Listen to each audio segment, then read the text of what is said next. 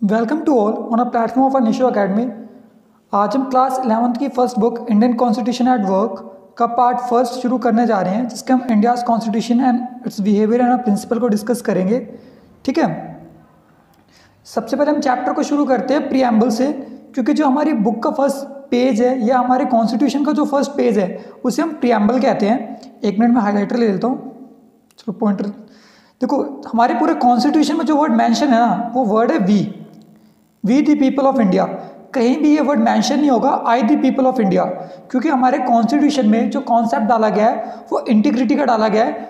वो कॉन्सेप्ट क्या है? वो कॉन्सेप्ट ये कहता है कि हम सारे एक हैं, we are the people of India, और हम हमारी कंट्री को अच्छा रखने के लिए सारी चीज़ें करेंगे जो जो चीज़ें हम कर सकते हैं। इंडिया के कॉन्स्टिट्यूशन में कौन सी चीज़ें इंक्लूड करी गई है वो चीज़ें हम यहाँ प्रस्तावना में देख सकते हैं, क्योंकि प्रस्तावना ऑलमोस्ट कॉन्स्टिट्यूशन का एक पार्ट है, एक आप कह सकते हो फ्रेमवर्क टाइप है। ठीक है, तो हमारे प्रीएम्बल में कैसे वर्ड्स इंक्लूड करेंगे? सॉवरेन, जैसे आपने सुना होगा सॉवरेनिटी, इसका सिंपल सा मतलब है rule of itself, a choice of ourselves, हमारा खुद का शासन, हमारी खुद की मर्जी। जैसे आपको पता होगा कि 1947 से पहले इंडिया क्या था? इंडिया स्लेव था, किसका? ब्रिटिशर्स का। ठीक है, तो हमारे कॉन्स्टिट्यूशन में जो हमने सबसे पहले प्रोविजन डाला वो सॉवरेनिटी का डाला, ताकि क्या हो सके, हम अपने आप को आज़ाद रख सके। अच्छा, अगला क्या है? डेमोक्रेटिक। एक मिनट,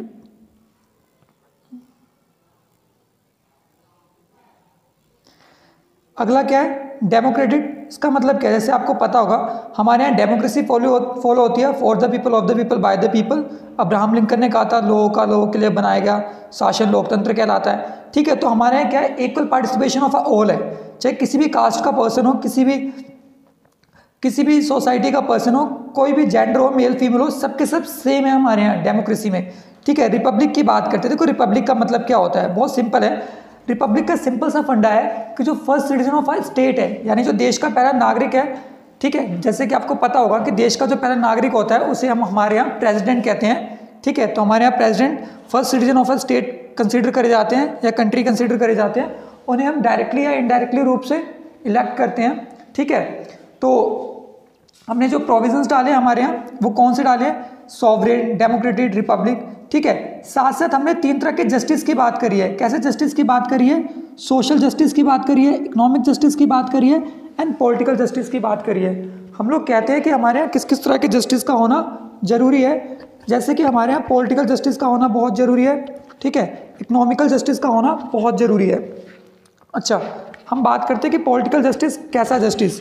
ठीक है, पॉलिटिकल जस्टिस का सिंपल सा मतलब है कि हमारे यहाँ जितने भी पर्सन हैं उन सबको यूनिवर्सल एडल्ट फ्रेंचाइजी मिले, यानी सार्वभौमिक वयस्क मताधिकार, कि सबके सब फ्री है, अपनी मर्जी से जिस मर्जी पर्सन को इलेक्ट कर सकते हैं। ठीक है, इवन इलेक्शन में पार्टिसिपेट कर सकते हैं और खुद इलेक्शन लड़ भी सकते हैं। लोकल गवर्नमेंट के लिए 21 ईयर की एज होनी चाहिए और एमएलए के लिए 25 ईयर्स की एज होनी चाहिए, तो इलेक्शन को भी लड़ सकते हैं।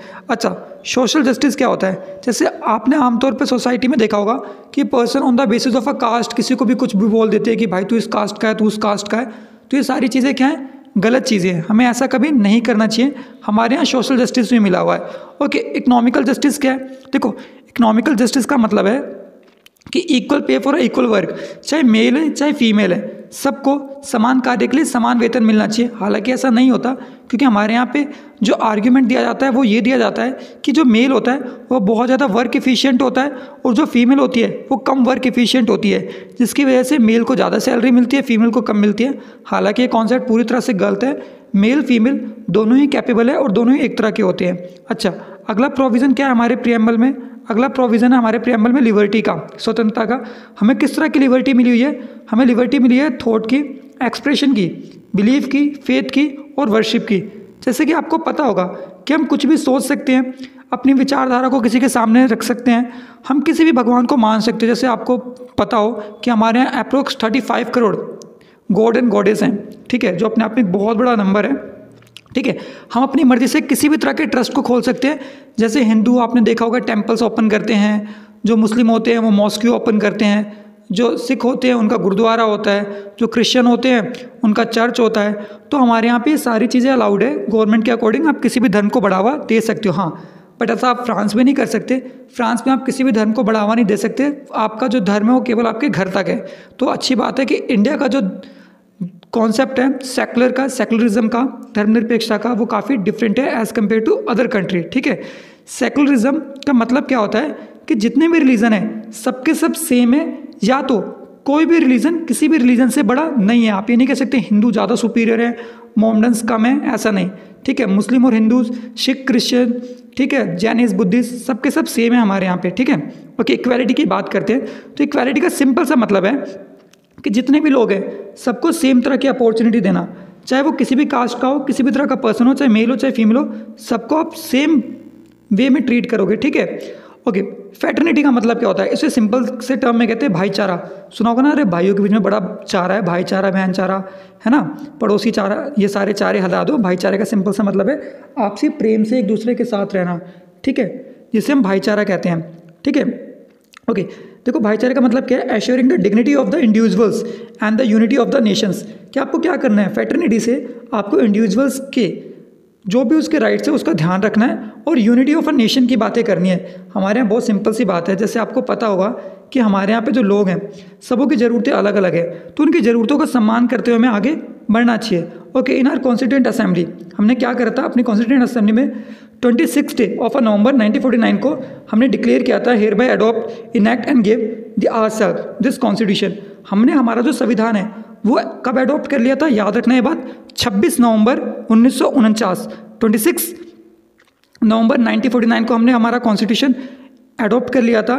ठीक है, बट हमने इसे स्टार्ट कब किया था, हमने इसे स्टार्ट किया था 26 जन 1950। देखो इसके पीछे वजह क्या थी, इसके पीछे वजह थी कि 26 जन 1930 से ऑलरेडी हम हमारा इंडिपेंडेंट डे सेलिब्रेट करते हुए आ रहे थे। तो इस डेट की हमारे लिए हिस्टोरिकल सिग्निफिकेंस थी, जिसकी वजह से हमने इसे as a constitution day recognise किया आगे चल के। ठीक है, और इसी दिन को हम एज अ रिपब्लिक डे हमारे यहाँ डिक्लेयर करते हैं। ठीक है, याद रखना इस बात को। चलो सबसे पहले एक सिंपल सा कॉन्सेप्ट है, इसे डिस्कस कर लेते हैं कि स्टेट या कंट्री का मतलब क्या होता है। आप कहोगे हमें अच्छे से पता है, कुछ नहीं होता, हम भी थोड़ा सा डिस्कस कर लेते हैं ना, क्या पता कुछ नया पता चले आज हमें, है ना।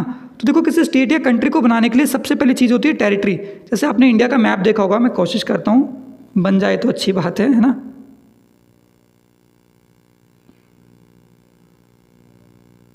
ठीक है, मैनेज कर लेना है, थोड़ा ढंग से नहीं है। ठीक है, जैसे इंडिया का मैप है तो आपको पता है इंडिया की एक टेरिटरी है, सर्टेन टेरिटरी, उस समय हमारे साथ पाकिस्तान भी इंक्लूड था और बांग्लादेश भी हमारा हिस्सा हुआ करता था, है ना। तो हमारे यहाँ सिटीजन भी है, कोई डाउट नहीं, हमें पता है कि उस समय हमारे यहाँ लगभग 36 करोड़ की पॉपुलेशन थी, जो आज के समय कितनी हो चुकी है, 136 करोड़। कहोगे सर क्या डिफरेंस है, एक आगे एक ही तो लगा है, नहीं यार बहुत बड़ा डिफरेंस है, वो 100 करोड़ एक्स्ट्रा है। अच्छा चलो हम बात करते हैं गवर्नमेंट। हमारे यहाँ गवर्नमेंट उस समय भी थी और आज के समय भी है। तो फिर डिफरेंस क्या है प्रोविजन में, देखो जो डिफरेंस है वो है सॉवर्जिनिटी का। किसका, सॉवर्जिनिटी। सॉवर्जिनिटी का मतलब होता है master of our own choice, we can do whatever we want. ठीक है, हम जो चाहे वो कर सकते हैं, हम खुद के मास्टर हैं। तो ये सारे कॉन्सेप्ट पहले नहीं थे हमारे यहाँ। क्यों नहीं थे, क्योंकि हम क्या थे, हम ब्रिटिशर्स के स्लेव थे। अगर आप खुद सोचो, अगर आप किसी के स्लेव हो गए, गुलाम हो गए, तो आप किस तरह से ये चीज़ें कर सकते हो, बिल्कुल नहीं कर सकते ना, क्योंकि जब तक आप किसी के स्लेव रहोगे तो कोई आपको किसी चीज़ को परफॉर्म क्यों करने देगा। तो आप कह सकते हो ऑन कि इन सारी चीज़ों के बेसिस पे कि हमारे यहाँ 3 कंपोनेंट तो थे, टेरिटरी का, सिटीजन्स का और गवर्नमेंट का, बट हमारे यहाँ जो चौथा कंपोनेंट है सॉवर्जिनिटी का, वो कंपोनेंट नहीं था, जिसकी वजह से हम ना तो कोई स्टेट थे ना ही कंट्री थे।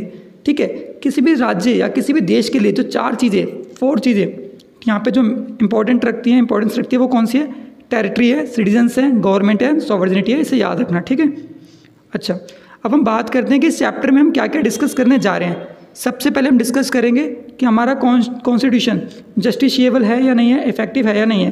देन हम बात करेंगे कि हमारे कॉन्स्टिट्यूशन के सोर्सेज क्या थे, कॉन्स्टिट्यूशन को किन लोगों ने बनाया और कैसे बनाया। फिर हम इंडियन कॉन्स्टिट्यूशन को देखेंगे। ठीक है, हम ये देखेंगे कि हमारा कॉन्स्टिट्यूशन एक लिविंग डॉक्यूमेंट है या नहीं है और एक वेल बैलेंस्ड है या नहीं है। देन हम बात करेंगे making of a Indian constitution, किस तरह का प्रोसेस था, फॉर्मेशन ऑफ अ कॉन्स्टिट्यूशन की बात करेंगे। ठीक है, इसमें तो बहुत से टॉपिक एक दूसरे से कोरिलेट करते हैं, ये आपको समझाने के लिए ढंग से दिए गए हैं, हालांकि आप एक पढ़ोगे तो दूसरे को ईजिली कोरिलेट कर लोगे यार। ठीक है, ओके। फिर हम बात करेंगे जो हमारी कॉन्स्टिट्यूशन असेंबली थी वो कैसी थी, कैसे हेल्ड हुई थी, प्रोसेस की बात करेंगे, अचीवमेंट्स की बात करेंगे। फिर हम देखेंगे हमारे यहाँ पे जो हमने फ्रीडम, इक्वालिटी, जस्टिस जैसे हमने कॉन्सेप्ट लिए फ्रांस से, वो क्यों लिए, उनका मतलब क्या होता है। हम हमारे यहाँ पे स्ट्रक्चर की बात करेंगे, जैसे आपको पता होगा पार्लियामेंट, तो हम वो भी डिस्कस करेंगे कि पार्लियामेंट किस किस से मिलकर बनती है। ठीक है, अगर आप लोगों को पता है तो आप कमेंट करके बता सकते हो, अदरवाइज मैं इसका आंसर सेकंड पार्ट पे दूंगा, पार्लियामेंट किस किस से मिलकर बनती है। ठीक है, तो हम शुरू करते हैं फंडामेंटल लॉ। देखो फंडामेंटल लॉ का मतलब क्या है, सिंपल सी बात है। फंडामेंटल लॉ का मतलब है कि हमारे यहाँ किस तरह से गवर्नमेंट ने रूल्स बनाए हैं और उस रूल्स के अकॉर्डिंग हमें किस तरह से हमारी ड्यूटीज़ को परफॉर्म करना है। हमारे पास जैसे कि 7 फंडामेंटल रूल्स है इस समय। ठीक है, 6 थे, अब ये 7 हो चुके हैं। 2017 में कौन सा एक ऐड हुआ है बताना प्लीज़। ठीक है, तो उसके अकॉर्डिंग जैसे लिबर्टी है ना, इक्वालिटी, तो इसके अकॉर्डिंग हम जो चाहे वो कर सकते हैं। हमारा आर्टिकल 14 भी कहता है रूल ऑफ लॉ कि कानून के सामने सबके सब समान है, चाहे वो किसी भी कास्ट के हो, किसी भी तरह का पर्सन हो। तो जो फंडामेंटल रूल है वो क्या करता है, किसी भी पर्सन को, किसी भी सिटीजन को ये बताता है कि किसी सर्टेन कंडीशन में उसे कैसी चीज़ को परफॉर्म करना है, किस तरह से अपने कर्तव्यों का पालन करना है। ठीक है, जैसे कि आप देख सकते हो यहाँ पे जो डेफिनेशन रिटन है, rules which state allowed to do and what is forbidden to do in a particular place which is consider as a fundamental law. ठीक है, तो कैसे कंसीडर किया जाता है एज अ फंडामेंटल लॉ कि किसी को किसी कंडीशन में कैसे चीज़ें करनी है। अब हम बात करते हैं why do we need the constitution, हमें कॉन्स्टिट्यूशन की नीड क्यों है।